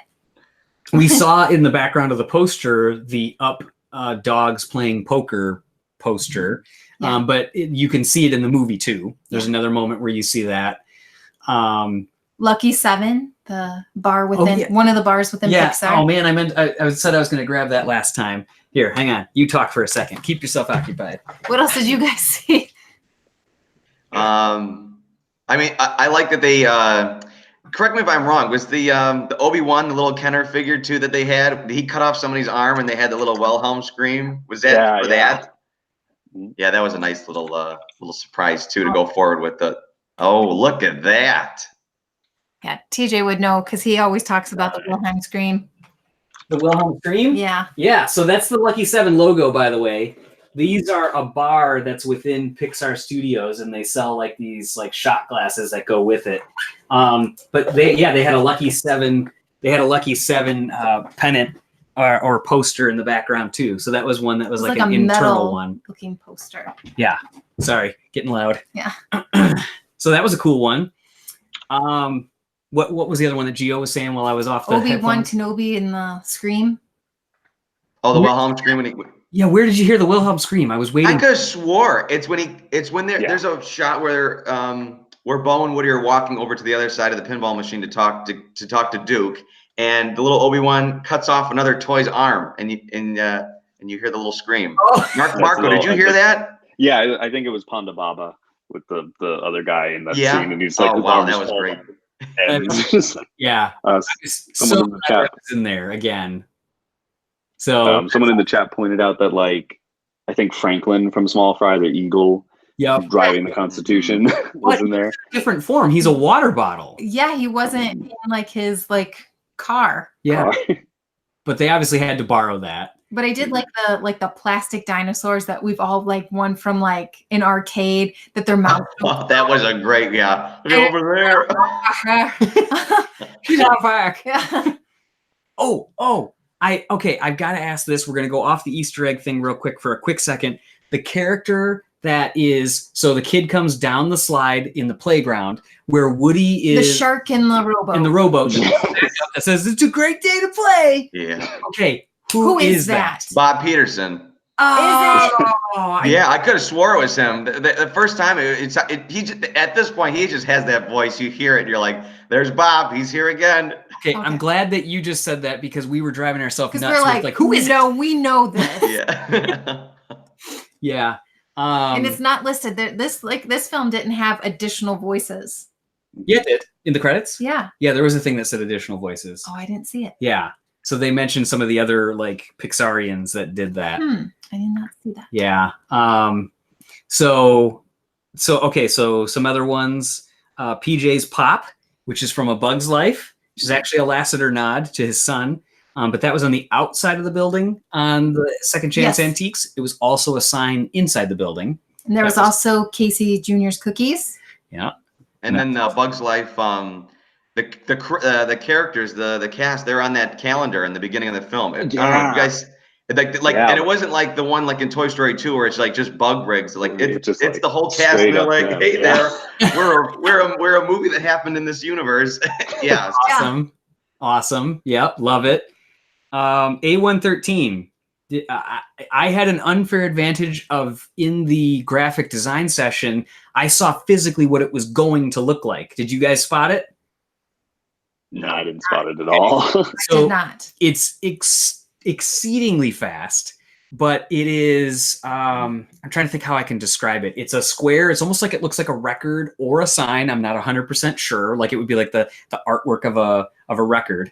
Speaking of records, there's also the Remember Me record from Coco in there. Yeah, you don't really see it because it's the record. It's on the label of the record that's playing when Benson first throws Woody and they go around the corner right after the clock strikes 8 or whatever. That's the label that's on there. But we were like, I think that was like released that it was going to be there. So the A113 though, it's kind of like a sideways, like very 70s looking, like a sideways A, and then a 113 that's like side with like almost like a rainbow pattern. Okay. And it's the second part where like the first Benson has fallen off of so Duke has done his jump. They're now in the cabinet. Okay. With Gabby, and Buzz sees Woody and goes, Woody, and like he's gonna try to like help him, and Bo comes over and smacks the other one out. When he's falling, it's literally like they show it from his view falling. It's on the wall opposite him. Oh, geez, Louise. Yeah, now they're getting tricky here. But I knew I would have never known it if I had not already had that image in my mind to know that it was the A113. Because I remember seeing these sideways like rainbow 45-degree angle stripes. So that's definitely there. Midnight in the Stars for You is a Shining reference. So Tonto is saying that, yes, definitely. And somebody mentioned it to Lee Unkrich on Twitter that he had his hands on boarding or at least laying out that scene, I guess. Mm-hmm. And Lee Unkrich just replied with like a wink. Yeah, he's like, yep, I definitely was involved with that. And probably that moment where they're busting through the magazine stack and they're coming through everything. Oh, yeah. What are they going to do without Lee Unkrich and his like undertone of creepiness? There's more. I know. Well, Josh Cooley obviously has an undertone of creepiness too, with like the horror film and the little golden book, horror films. So I'm telling you, I really want to know who did that scene. My favorite scene. Everything with Benson. We need a Benson cast. Yeah, like seriously, like Aaron Hartline and his crew, like they just knocked it out of the park with Benson. Every time they're on screen, you're just yes, just the creepiness was there, but you almost just like wanted them to be there, even though they were creepy. You just loved watching them. So, Jace jumped in and mentioned that there's a book titled "Cruise of the Pirate Birds" in Bonnie's room. What could that be? Oh. That's an interesting one. Cruise of the Pirate Birds. And do you know what I forgot to do with this screening? I told myself the last screening when we saw it. I told myself, I said, look for something onward-ish. Mm-hmm. Oh, yeah. And I didn't. So somebody said, like, are we going to see, it was on Twitter, he messaged us, are we going to see Poultry Palace in Onward because it has that kind of modern medieval feel. Right. So I could totally see that. The only thing I wondered is when Bonnie goes into her classroom, there are like a star, a circle, like, yes, they're basic shapes, but is the pattern of those something that's going to be like a spell or something that would be an Onward? I immediately got this weird, like, when I saw that, like, is that something related to Onward? I don't know. Because it's dry erase marker in the lower left-hand corner of that chalkboard. Yeah, I remember what. And I drew them out on my notes. It's like a diamond, a square. Again, they're basic shapes that would be in a kindergarten, but at the same point, it's like, I don't know. Something felt weird about it. If there's anything that was... Oh, go ahead, Gio. Oh, no, I was going to say, the only thing, the one thing that was good with like all these Pixar sequels is that when we were looking for the next film, we always had like these recognizable sort of characters or things to look for. Like with Onward now, with that one trailer, like it was so tough. Like it could be something which we've never even seen before. So that one, I would bet it would take a long time until even that one's discovered for sure. Yeah. Somebody said there could be the flying fairy at the playground. You know, like the one that. I mean, that's always a possibility. But that's such like a toy. That is a though. toy. That is a toy that exists. Yeah. Little girls definitely got those a lot. Right. Yeah. That one that flew in the fireplace. You seen that? Yeah, exactly. Yeah. Tangled in your hair. The Finding Nemo tikis on the pinball machine display. That's a good one. Yep. There. Somebody else mentioned it too in the chat. I saw it today for the first time. The Finding Nemo mask, the P. Sherman Wallaby Way, like that's on one of the shelves in the antique store. So let's see, what else did I have here? The Grapes of the Lucky Seven. The town was founded in 1886. The store was founded in 1986. Obviously, a direct reference to when Pixar was incorporated. The store address is 1200 something, but that's obviously 1200 Park Avenue for them. That's about what I had for the Easter eggs initially, but we know we've got about 4 bajillion more. I thought I saw Presto's cage at one point, and I think Mark Nielsen confirmed that with me that one's in there. I think I saw it, but like there's like a part where there's like another a drum. one that I was like, I think that's that, and now I've forgotten it. Yeah, I was even trying to think like there's a horn hanging from the ceiling when that scene with all the chandeliers. Yeah, and I was like, is that this man's or one man band? Yes, I was like, is this a one man band one? There was like the snare drum. I'm like, what at this time was that like part of like Tinny's like not what was it his drum sideways tin toy? So yeah, there's like so many, it's crazy. So okay, did we cover off on that? We covered off on some Easter eggs. Did you guys see any other ones? No, nothing that I can think of at the moment. All right. Okay, so we kind of talked about like her kindergarten class, but did you guys notice there was a little funny scene? There was a little boy in the back of her Bonnie's kindergarten class that is taking a pencil and he's using it into like the electronic sharpener, and it's like, and then he pulls it out and it's like a little nub, and he's like, like looking around, like smiling, like like any kid like just wants to like grind up pencils because it's fun. I thought that was really funny. I thought that was like awesome. A cute little background gag. Yep. Yeah, I thought that like the background team had fun with that one for sure. That's the stuff that they sprinkle in that you're like, this is so awesome. Yeah. So were there other like highlights? I got a couple other things, like one other big thing that I want to talk about, but was there anything else that you guys saw or that you noticed that you're like, I really want to make sure I touch on this, or that it really affected you or anything? I think I'll go light to start with this, but I think this marks the first time that the truck hasn't appeared as actual object in the movies, because it was the only time it hasn't appeared as an object, or was when it was a wooden carving. But that was interesting. That it's just like carving, in Brave, and then I think everything else, like it was on a poster. Physical. It was on the calendar in Toy Story of Terror, I think. Right. And then now it's a tattoo. And so I'm wondering what they're going to do next. Like now that they're like, okay, we can really sneak it in. You said you saw just the rocket of it. Oh yeah, I saw there was a rocket, a Pizza Planet rocket in the antique store. Antique store. Oh, nice. I've got to get my eyes peeled for that next time. Yeah. Emily was mentioning that she liked all the extra phrases that were coming from Buzz's inner voice. Oh, I loved that. I thought that was funny. It was a really clever way to give Buzz a slight arc.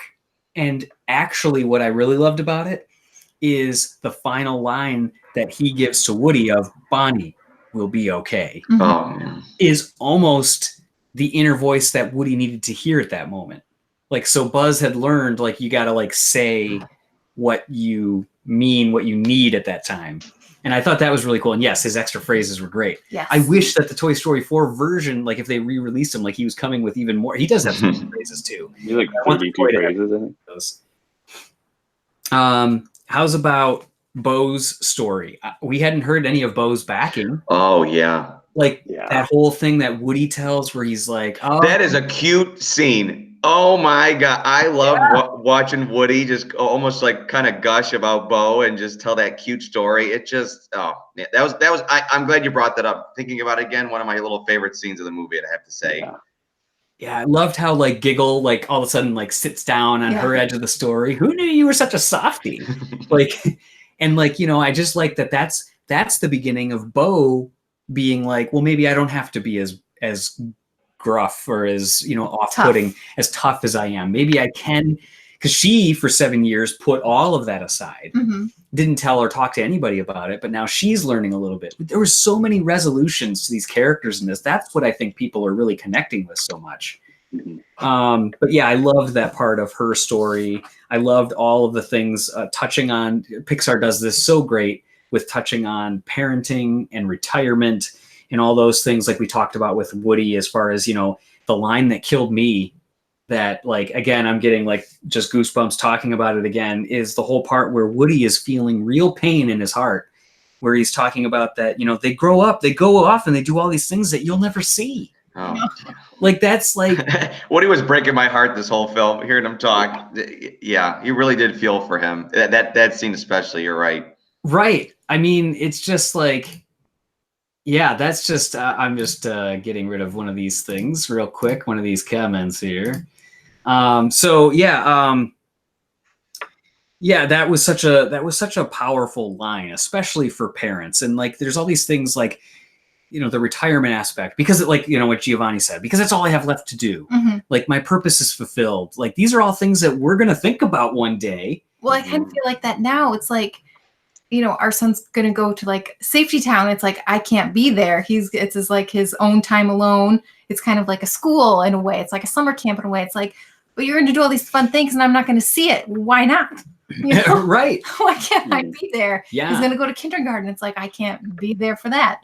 Yeah, and I talk about it all the time too, with like that, where I first thought of this is with Inside Out, where it's like this whole other side of parenting, where it's like we, the parents, are going to have these memories of him that he's so young that he won't remember. It's this weird thing of like, all of a sudden, this person that you're responsible for, you only hold some of the memories because you're too young and you can't remember it. And then they go off and they have their own memories that we're not part of. Mm-hmm. It's like this beautiful yet awful thing of life and like retirement. And Pixar touched on parenting and retirement in this. Usually like the movies, like they touch on either retirement, Cars 3, or parenting, Finding Nemo, Finding Dory. Like they touch on it so well. This touches on everything for Woody, which is where it really sells to me his story is okay. That he's another area that I'm okay that he's moving on. Mm-hmm. Randy's score. We haven't talked about it. Marco, you're very passionate about this. What did you think about the score?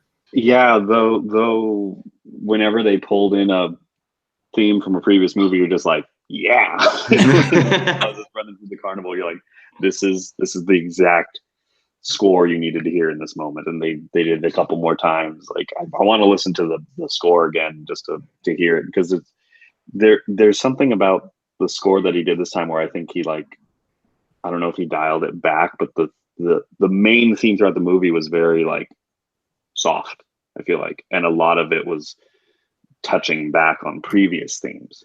Right. Yeah. And then also too, the fact that they had the Plush Rush jazz sax. Oh yes, is great. That was so good. It was. Oh my god, that totally like was like, yeah, yes, great. Let's see here. So what else? What else? Jeremy in the comments mentioned Buzz's flight track was fire. Yes, it was, because when that music came on, I got so excited. It was just...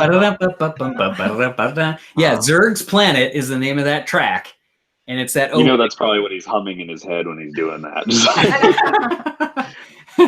Yeah, that was great.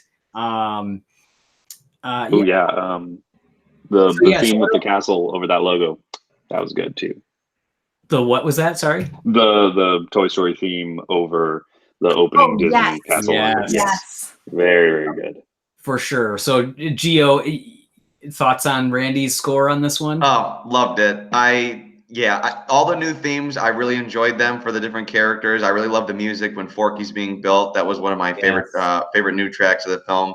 But yeah, going back, there's just him really using these themes again. It really made you feel at home throughout the whole film. There's two tiny moments that I love the most out of the whole score now that I've listened to it a bunch of times, and now again seen the movie after I've like obsessively listened to the score by itself, is the part where the kids are coming to play at the playground, and there's this amazing like cello dun dun dun dun dun dun dun dun. It's so awesome when you listen to it by itself on the soundtrack, that when you see it again in the movie, it's even more amazing. And then the other part is I don't know if I've heard a more emotional just solo piano when Gabby is really nervous and she's about to step into the light with the lost child, and it's just this whoa piano moment. It is. It's so good. So that part I really love too. The one thing I want to ask though, and Julie, I'll go to you first on this. What about the original songs? How do you think these original songs of I Can't Let You Throw Yourself Away and Lonesome Cowboy? I mean, Lonesome Cowboy is really more credits. Yeah. But so let's just even like, I Can't Let You Throw Yourself Away. How do you think this one compares to, it's hard to say You've Got a Friend in Me because nothing can touch that one. But like Strange Things Are Happening. Oh, best Toy Story song. Yeah. My personal favorite too. Okay. I don't think anything will top Strange Things. But so what do you think about them in terms of like the whole gamut? I really liked them. I mean, I like the credit song, obviously, the Ballad of the Lonesome Cowboy, but I really like the Forky song, I Can't Let You Throw Yourself Away. I thought that was a great song to kind of carry on the story of just how much Woody is doing to try to not let Forky throw himself away. He's trying to I just thought that was like a cute song. Yeah. It's a catchy song, that's for sure. Yeah. Yeah. We Belong. Same with the Lonesome Cowboy. Yeah, that's a great song too. Yeah. Because I mean, Randy's like, it's basically catchy. Like his tale of now he's not lonesome anymore. Mm-hmm.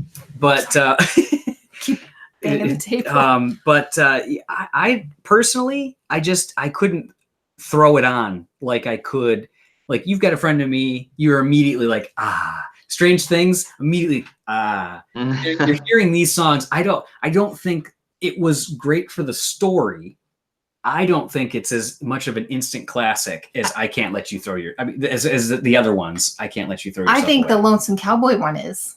Do you? I do. But yet the Forky one, the I Can't Let You Throw Yourself Away, is I think a story-driven song. Right. So Itzy Wolf is saying, I like We Belong Together.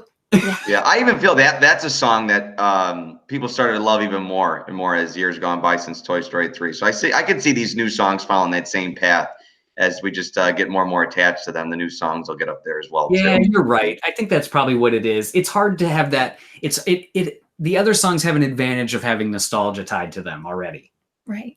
So yeah, you're probably right. I like it. Was there anything that you really disliked in this? Was there something that stood out? And I shouldn't even say really, but like something that distracted you or took you out or didn't like? Do you have something? I felt it could have been longer. Oh yeah. Okay. All right. I love it. I thought it was almost a little too quick. I felt like it could have been 10 to 18 minutes longer. 10 to 18. Very specific time. Exactly. 17:48 would have been perfect. Okay. A couple more frames here and there, 3 minutes in the first half. Act 1. Act 1, you needed 3 more minutes. 4:42. Act 2. Tonto is saying they agree 100%. The ending was abrupt. Yeah, I mean, we kind of talked about that earlier, Jeremy, as far as like they had to because of the fact of the awning and it. But I mean, like the story carried through. I just was so invested. I would have enjoyed. Yeah, you want to spend more time with those characters. Exactly, I would have enjoyed it. Yeah, 100%. Anything that stood out for you guys that you're like, I wasn't sure about this part? So Mr. P. Dispo says more RC. Incredibles 2 was 2 hours and 5 minutes. Yeah, they definitely could have lengthened it if they wanted to. They should have brought back Wheezy. The only thing, this is so nitpicky. You guys can think if there's anything else, but the only thing that took me out of the movie for 0.5 of a second was when Woody is Bobby, Gus, Lefty, when he's describing Billy Goat and Gruff. And when he says Bobby, Gus, Lefty, immediately I was like, whoosh, Cars 3, because that's what Owen Wilson, Lightning McQueen, calls his tires as Cruz Ramirez is pressuring to name his tires. Lefty, righty, backy, like No, I didn't catch for some reason that one really I was like, it felt to me that felt like a cheaper gag. I didn't love that part. Okay. Because they already played on that joke when he was like, they have names? You never told me. You never asked. Like, now they do another joke and they did that joke a couple times. Like, that one to me, it didn't pay off. I liked it when they were like, are you that toy? Like, when he's, I liked all those other elements of when they were doing like the callbacks. But for some reason, that one, because it was too Cars 3 to me. It had been branded Cars 3. Interesting. I did not get that. I did like the stickers on Billy Goat and Gruff. Oh yeah. That like the other kids would have put stickers on Yeah, the taco. the taco. The taco sticker. Cite Chipotle every day. Yeah. So, but the payoff when Duke says, "Those are my girls." Yeah. So I mean, like, I appreciated that part. The next time, I thought it was too far. It played too many times. What about you, Gio? Do you have something? No, if anything, if I'm like really, really grabbing for something, and this is like me, because this movie wasn't about them, but like, I mean, we could always use like more of the old gang, like just even if it was like more lines here and there, because like even if it's one line, I love hearing from the gang, but the older toys. But I totally understand because it wasn't their movie, they really couldn't go on the adventure. So I guess if there was one thing, I guess at the end of the movie, once the RV scene happened, I was like a lot happier because I'm like, okay, they did something really awesome in this film as a gang. So it kind of wrapped up that feeling. So essentially, then I guess nothing really else. That's cool. It doesn't have to be anything. That one was one that just took me out. The only other visual thing I feel like I have to touch on, because we weren't able to fully touch on it before, was the whole passage of time at the beginning with Andy swinging around circular with his toys. That it passed from him being really young to his backyard as a teenager to like then handing off the toys to Bonnie. Like, how magnificent was that scene? Oh yeah, what a way to start things off too, after that emotional scene. Yeah, like, all right, want me to cry some more? All right, you got me. Fine. And then they had like the fact that the really young Andy was voiced by Jack DeGraw, which was the McGrew. I'm forgetting it. Morgan McGraw was Bonnie. Her brother voiced the very young Andy. They brought back the original actor to do the middle Andy, the teenage Andy. So I thought that was cool that they had the different voices even for those 2-second cutscenes. But Josh Cooley was saying when they were originally doing that and they were doing like planning out that whole spinning around, how they had to do it without making the audiences dizzy. So they had to figure out how to do it, because originally people were saying like test screenings, like, oof, it's a little rough on the eyes. Interesting. So I thought that was really cool. Madeline did Bonnie. So thank you. Yes. Jack McGraw and Madeline. So I thought that was cool. The Mickey, I'm just doing random stuff. Ducky and Bunny, you have a kid, like not a baby goat. Yeah. Like that was amazing. Their little song, I thought that was going to be on the soundtrack. Kid. Yeah. Let's see. Any scene with Woody posing as Mickey with the phone. Yes. Yeah. Make that a phone. Yeah. I'd buy that. Yes, absolutely. Buy that. Yeah. I know. Yeah, his reaction was awesome. His face. Yeah. I loved the Tinny kind of looking up and down Woody. Like, instead of like, when Duke Kaboom's like, who's the cowboy? He's like, he didn't talk. He does like the whole look him up and down thing. I thought that was great. Trixie as the GPS, and then like Gio said, Mrs. Potato's Head ear up top. The post-credits scene was great. We talked about all the visual stuff before on the other one. The underside of the carousel looked amazing. We talked about the light coming through the pegboard on our last. Oh, that's a random funny line that I always think about. It's like we got to go to the merry-go-round. What's a merry-go-round? Oh, it's a thing with it spins. It usually has horse. Oh, you mean a carousel? Yeah. I thought that was a great part. That was probably somebody like in the story room that was like, "What are you talking about? I've never heard it called a merry-go-round or something like that." Yeah. Well, it's yeah. Because I don't know if you know this, but so I take Leo to the zoo, the Detroit Zoo, and there's a carousel there. I've always called it a carousel. And my mom came with us this last week and she goes, "Do you want to go on the merry-go-round?" And Leo's like, "What?" So, oh my gosh. I was like, "What?" And I was like, "The carousel." He goes, "Yeah, the carousel." And because I've always called it a carousel. But my mom, I grew up calling it a merry-go-round, but I've always said carousel to Leo because I like the way it sounds better. But it's just Fun fun fact. because that was like a real life moment, so I can see. But Because yeah, last week. carousels go clockwise and have horses, and merry-go-rounds tend to have counterclockwise. And Are you kidding me? Wow, what the heck? I think let me double check. Wait, I need man. you better fact check this right. I think that's what it is because it's This a is carousel. Carousels are horse exclusives. Let's see, a carousel Horse from exclusive. modern English. See through traditional carousels. Carousels are commonly populated with horses. A roundabout or merry-go-rounds are usually different. Usually rotating platforms. Oh, maybe not. Hold on. I think that's what it. Let's see. All right, you keep researching. Yeah, I'll keep looking into that. Hold on. Another funny thing with Ducky and Bunny and Billy Goat and Gruff, like when they're squeezing through Oh yeah. and they're like, oh, it's gonna give me nightmares. Yeah, all six eyes staring right into my soul.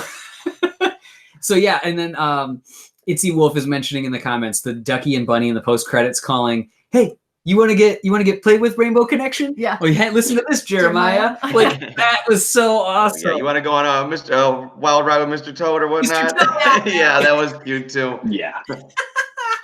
Yeah, they had some amazing. And I want to know, lines. was that all ad-libbed? Because those guys are genius Yeah. comedians, like just smart, like writers, like awesome. Yeah. Alex Delgado says he liked the part with Forky's girlfriend, Karen, as we now know. Yeah.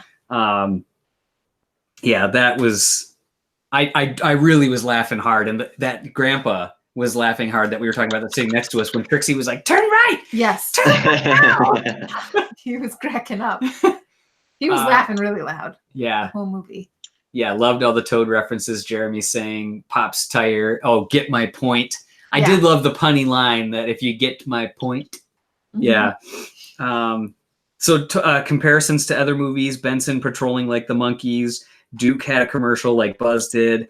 The callback to Toy Story 2 when Woody is convincing Gabby not to just sit on a shelf forever. Mm-hmm. Like he's like, don't just sit behind glass. Don't just sit here forever. Like go do something. Like, so he's portraying his lesson that he learned from Toy Story 2, which I thought was cool. Mm-hmm. So there was other comparisons to Toy Story movies as well, but I feel like we covered off on it.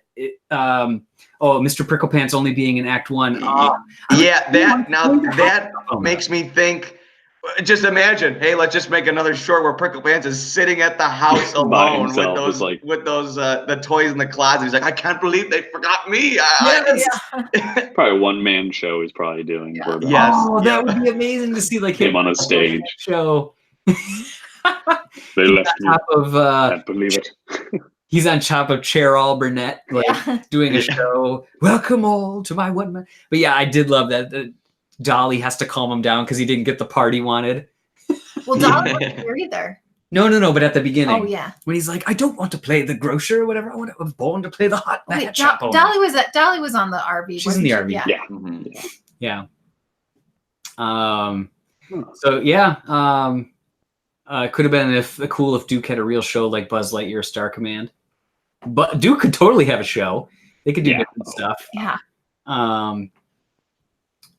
It's hilarious. Every time somebody writes Prickle Pants, I have to approve the comment because it wants to know like YouTube is this Prickle Pants. Yeah. Like, are you okay with this? So Tonto just said Prickle Pants in the Aliens show. Yeah, you could do it. Ooh, awful. Ooh, dreadful. Brilliant. So we could go on and on about this forever, but here's the exciting thing. The exciting thing is that the movie came out. It was another just great movie that people connected with. There's elements of it that made people say why.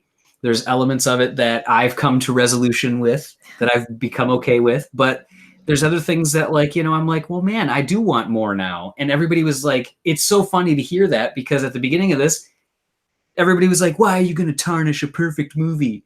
But it doesn't feel like a tarnished project. Sorry about that. It doesn't feel like a tarnished project at all now. It feels like it's something that got a little more polished. We learned a little more about our favorite characters. And although I still have pain for seeing Buzz Lightyear sad, because he's not sad. He's so just straight and narrow. I don't like seeing him hug Woody from behind and get a half closed eye and then close his eyes all the way for a final embrace. And I did love how they did Woody's final embrace, how he was holding him all the way around tight. And then he went one final one. He grabbed even tighter all the way around, like where like the backs of his wings would pop out. Yeah. Like that was so beautifully done.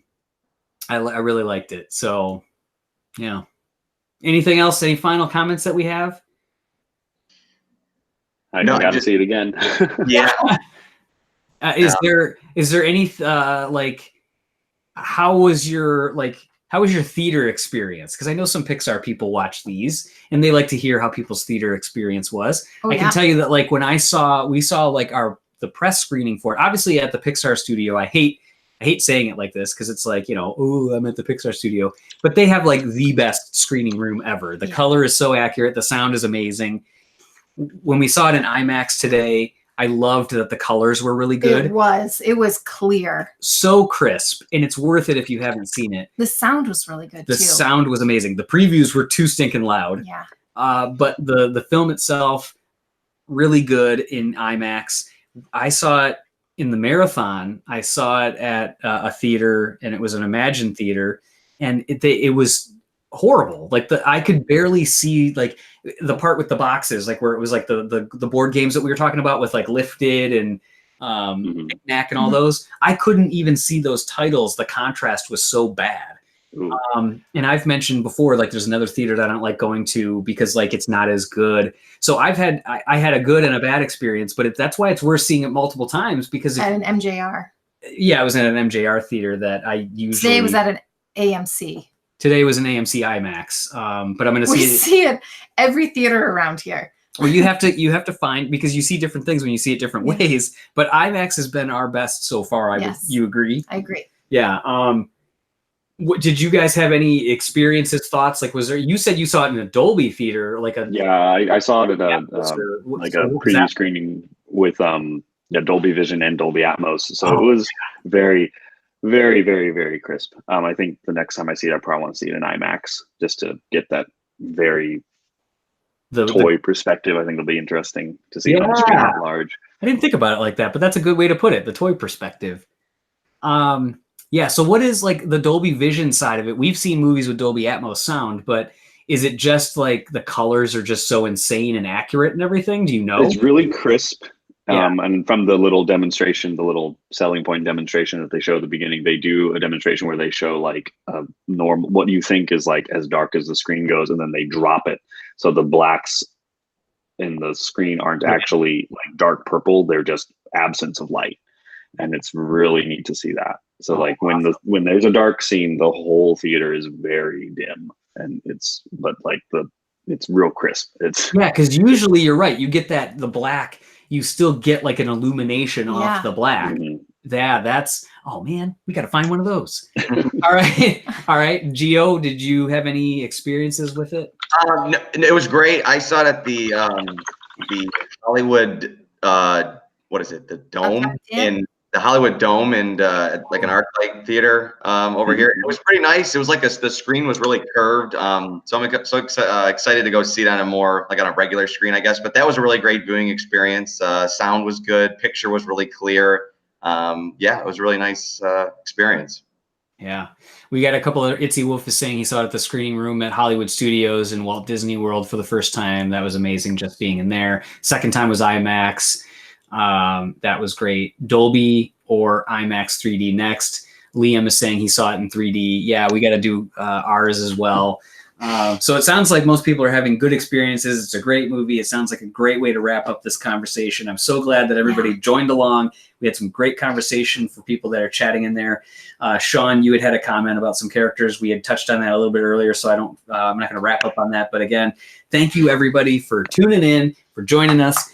If anybody wants more information, of course, about our guests today, they can go to pizzaplanetruck.com to find out more from Marco and his amazing truck and where he shall be next. He's got secrets up his sleeves, I can tell you that. Yeah. He won't tell us. You won't tell us. I'm looking right into the mic as if this We're is looking making into it. your soul. Yeah, and then a couple more months away from that. That's a lead. That's a hint. So, and Mr. PD Dispost, thank you again for another fantastic conversation, guys. Have a great night. Thank you. You as well. Thank you to everybody that stayed up super late. Giovanni, anything that you want to share about yourself as far as connections, anything like that? Oh no, just I'm just a fella who loves animation. And Yeah, you're an animator. yeah. So I do have 3 in animation. So yeah, love it. This was just as an animator, just appreciating this film, just how gorgeous it was. But nothing about me. Just I'm your and another But I love it. just So, Pixar Superfan 8695, goodbye. Pixar Freak 1, goodbye. The Chicken Turtle, goodbye. We'll say goodbye to everybody now. And everybody have a fantastic evening. And thanks again for tuning in. For all the latest Pixar news, be sure to stay tuned to pixarpost.com. Bye-bye. Bye. Bye, everyone.